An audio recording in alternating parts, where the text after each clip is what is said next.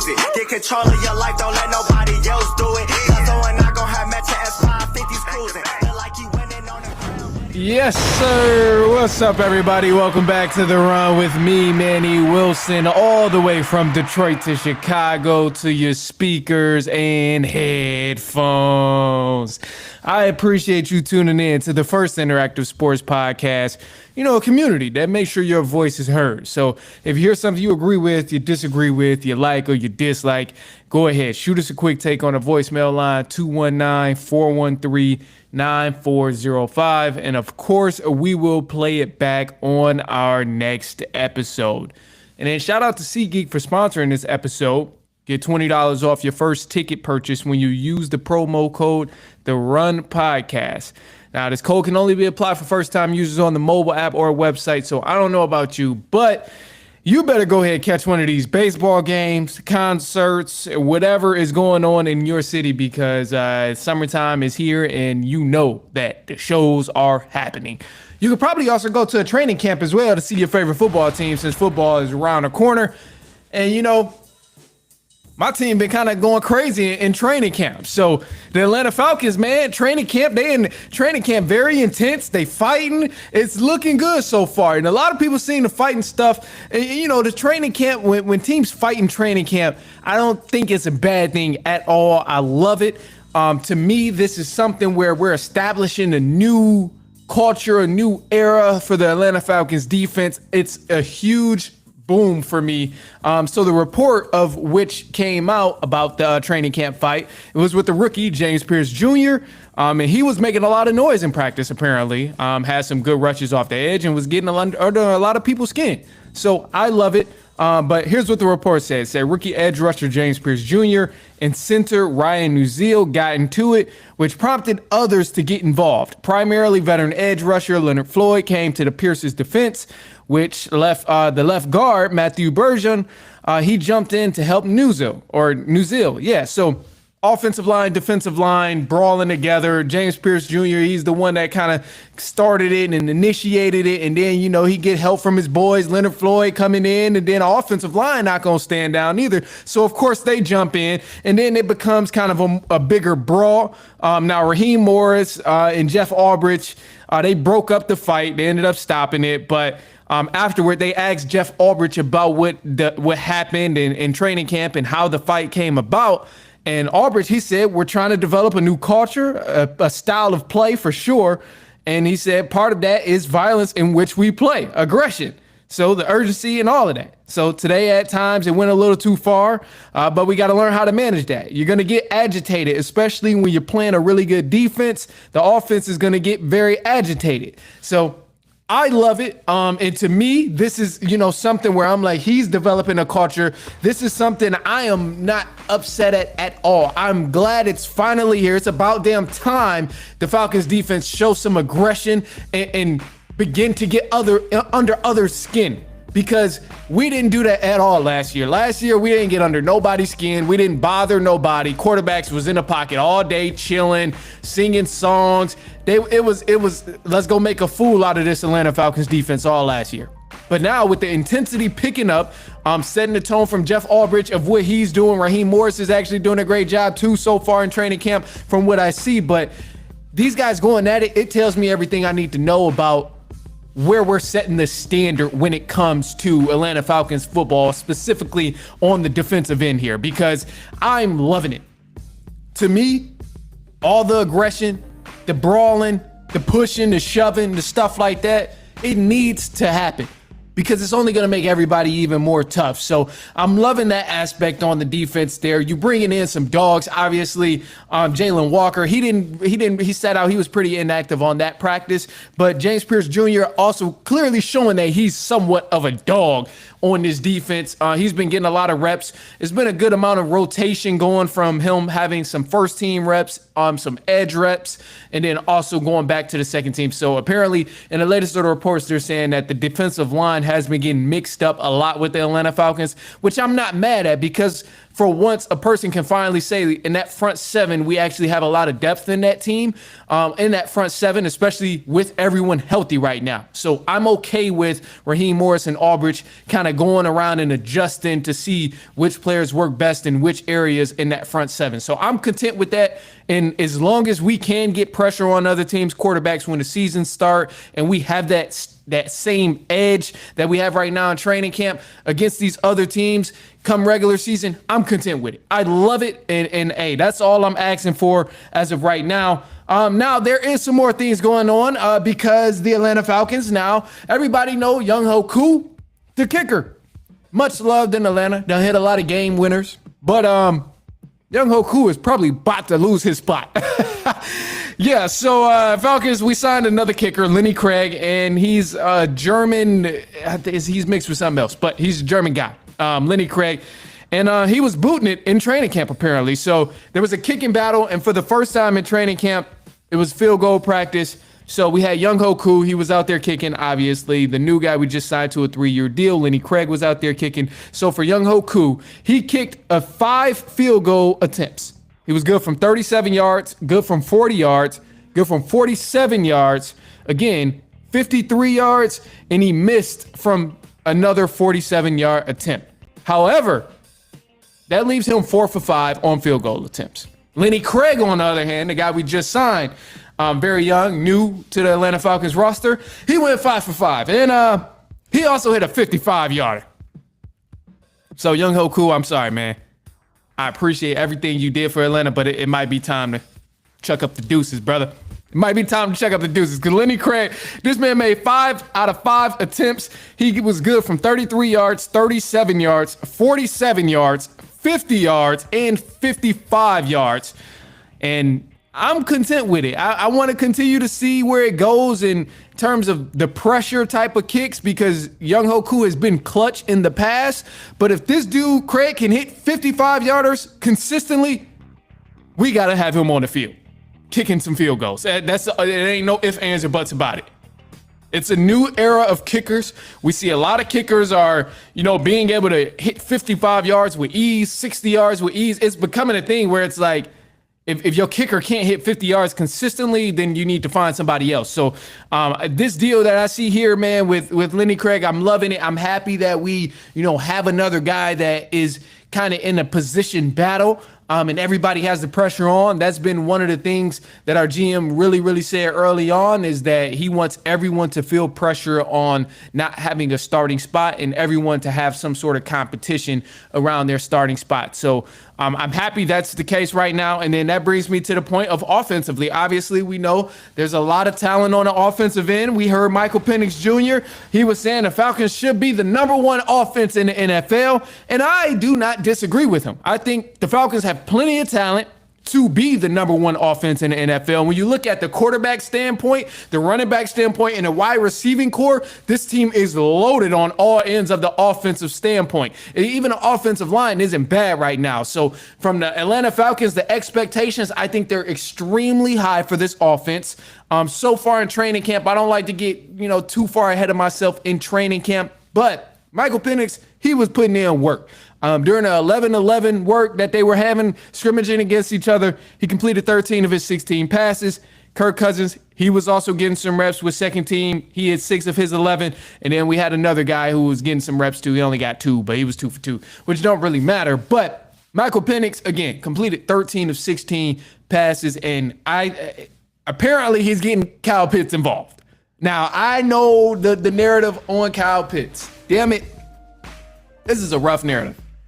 Kyle Pitts does this for the last 5 years. He's been doing this to Atlanta Falcons fans first and everybody else in the NFL who'll be picking him up in fantasy football. But Kyle Pitts, bro, I believe in you. I believe in you this year. I'm seeing too many reports of Kyle Pitts got a longer stride this season. He looks a little bit quicker. He looks a little more agile. His hands look a little bit softer when catching the ball. I'm seeing a lot of these reports, Kyle Pitts. So me as an Atlanta Falcons fan, I want you to have success. I'm trusting that Michael Penix Jr. is going to get you the ball. He already been kind of boasting on, yeah, we got him the ball. You're going to be seeing a lot of that. He's been saying a lot of things like that since he's been in that starting quarterback position. So I'm hoping we see Penix Jr. get Kyle Pitts the ball. But Better yet, for everybody who ain't even Falcons fans, who don't really care how often he's getting the ball and if they're winning, for the sake of the fantasy players, Kyle Pitts, come on, man, do everybody right. Please, man, I'm just hoping that this is finally a change from what's been the case in the last 4 to 5 years of Kyle Pitts in the offseason getting the hype and then going back to the subpar type of play. We know he has skill. We know what he can bring to an offense. Is just if the offense is going to allow him to be that explosive. So we've seen glimpses of it last season. I know Tampa Bay Buccaneers game, I think he had like 3 touchdowns in that game. So there's a couple things where I'm excited to see, and I know the potential is there. It's just we have to click it, and it has to go together. So that's my main concern there. Other than that, though, man, I think the things we're seeing from the Atlanta Falcons training camp so far, it looks good. A lot of this stuff looks good, man. I'm hearing a lot of good things from the reports. And I'm seeing a lot of good things from the footage, the throws, the routes, the defensive coverages, and the intensity. Now, the fight, I know some people are probably going to say, why didn't you get the fight on video? Why didn't you play the video back? Apparently, there's like a rule where they can't record the video and post it online. So that's why there's no clips of the actual fight happen. You do have to actually go read a document and stuff and find that information. But I'm content with it, man. I'm happy that they're doing that. The intensity, the tone seems to be in the right area. And me as a Falcons fan, as you can tell, come on, man. As you can tell, I am ready. I am ready for the Falcons to go undefeated this season, bro. I'm ready. I know y'all about to call me crazy, but I'm ready for the Falcons to go undefeated and shut everybody up. I see the Falcons realistically maybe only losing like 4 or 5 games. I know in the past I've said they're going to win this many, they're going to win that many, they're going to win this many. But nah, bro, the Falcons can really win like 12 to 13 games, bro. I really see it happening because last year they were on the correct trajectory, but Kirk Cousins decided to play through his injury. That kind of led them to a downfall. Even when they had an awful defense last year, they still were able to win games because of the offensive side of the ball. Now that defense has been corrected, it's been fixed, it's more intense, the scheme is a lot better, and now the offense is still the same. We have more consistency in the quarterback position. The receivers, the running back is still there, the line. So I'm looking forward to the Falcons to be very explosive. I'm looking forward to them to win game after game after game. The biggest competition on the schedule I see so far, Buffalo Bills, Carolina Panthers, they're kind of a sleeper. I got to give them some respect in the division. And then the Minnesota Vikings earlier on. So other than that, man, I really see the Falcons like locking down, locking in, and let's have a great season. That's all I can say. Let's have a great season, man. Let's have a great season. It's about time, baby. It's about time. It's about time. Let's have a great season. Let's do it. All right. We got to go to a break. Let's take a break, and then we got some more stuff. Cleveland Browns, they've been in the mix as well. I'll touch on the Cleveland Browns and let you know who they're going to have at quarterback. It should be very much obvious at this point, but let's discuss because apparently we don't know anything. What we think may be the case, we don't know, apparently. So don't go anywhere. We're going to take a quick break and then we're going to jump back into it. It's halftime. We'll be right back.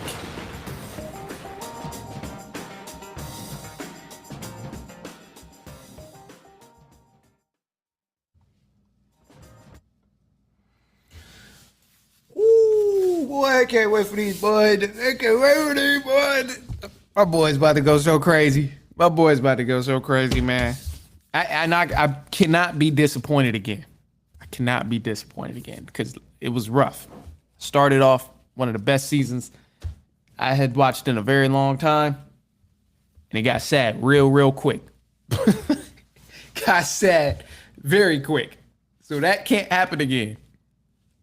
All that sorrow stuff. We were hyped 6-3. Oh man, we were so good to start the season. That was a fun time. And then all of a sudden, just went downhill. Started losing. And it was almost even worse because we didn't know why we were losing. We just seen Kirk throw interception after interception. We didn't even know what was going on. We just like, bro, please take him out the game. Now at least we know when we have information like, okay, he was injured. But it was rough, man. That was such a great start to the season, and I'm really looking forward to starting the season that same way and finishing the season the same way. And let's just go back to the Super Bowl, bro. Let's just do it. Let's just go back. Let's make that run and go back. That's it. All right. I'm not even supposed to be on the mic talking about this right now. Like, what? All right. Cleveland Browns.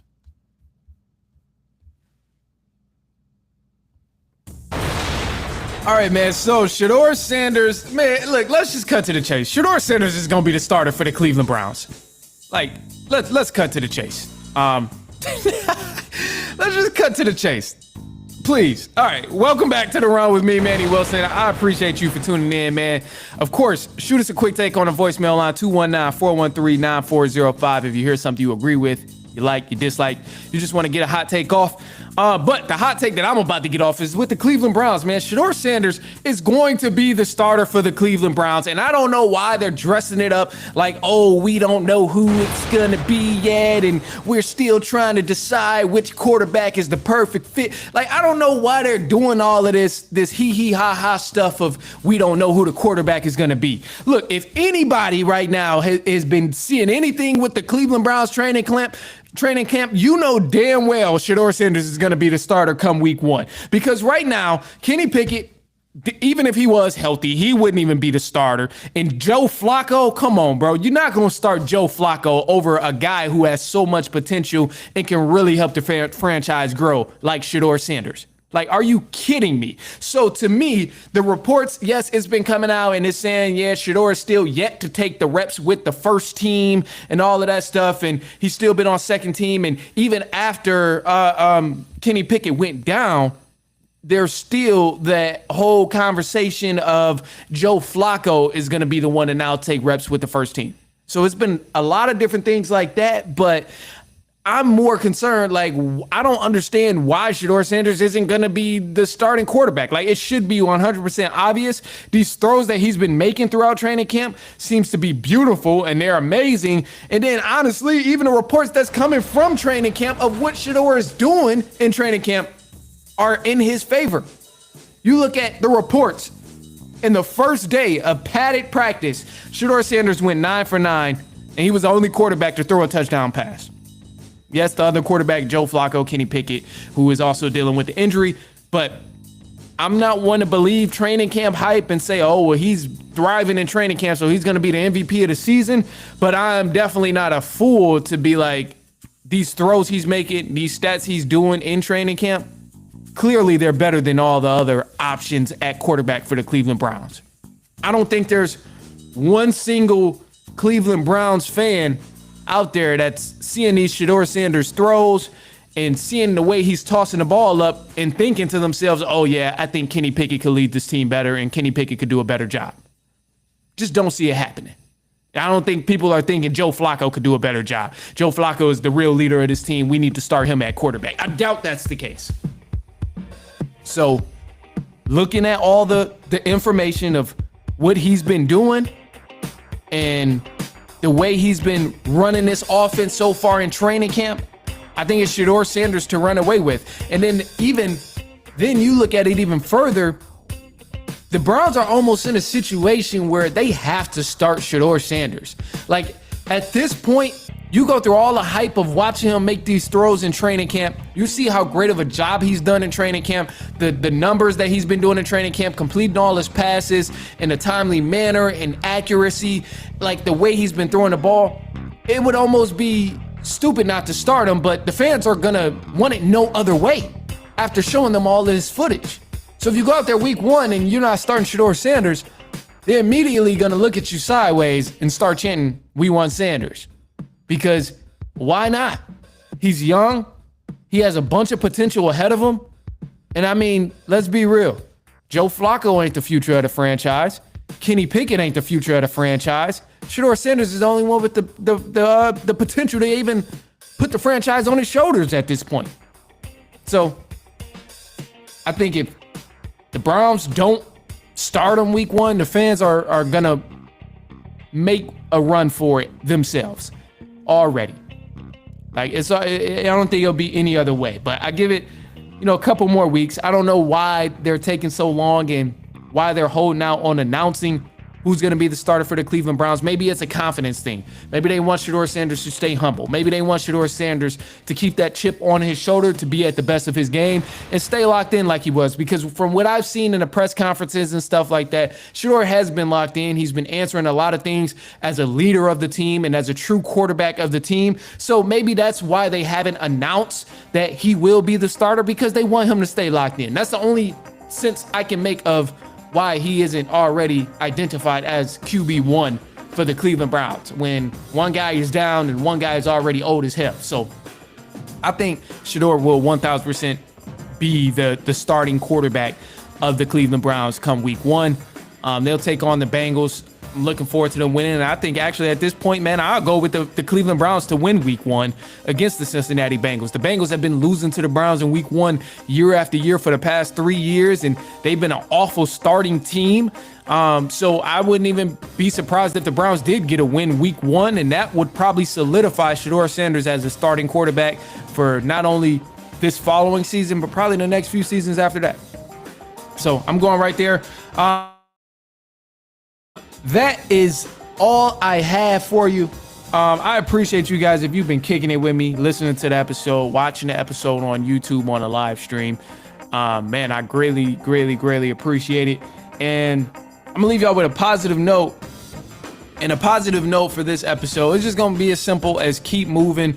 It will always be ups and downs. But as long as we keep moving, we will get through it. I mean, there's a lot of different sayings that kind of back that up, that the whole still alive, but I'm barely breathing. The whole, if you can't run, walk. If you can't walk, crawl. Like, it's a bunch of things, but ultimately, you just got to keep moving. So hang in there, regardless of the ups and downs, man. And as long as you keep moving, you'll be all right. We'll be all right. Keep it at that. Other than that, man, I'm up out of here. I will probably not be back later this week because I'll be out of town. I'll be out of town. So you will probably get a rewind episode. But until then, man, share this with a cousin, a brother, an aunt, uncle, niece, nephew, coworker. I promise they not gonna mind. Just shoot it their way and say, hey, he was talking about our team. He's talking about your team. I think you will like it. So shoot it their way.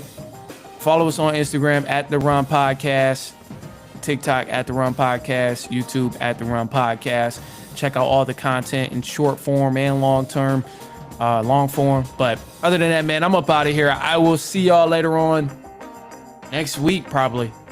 And so on and so on and so on.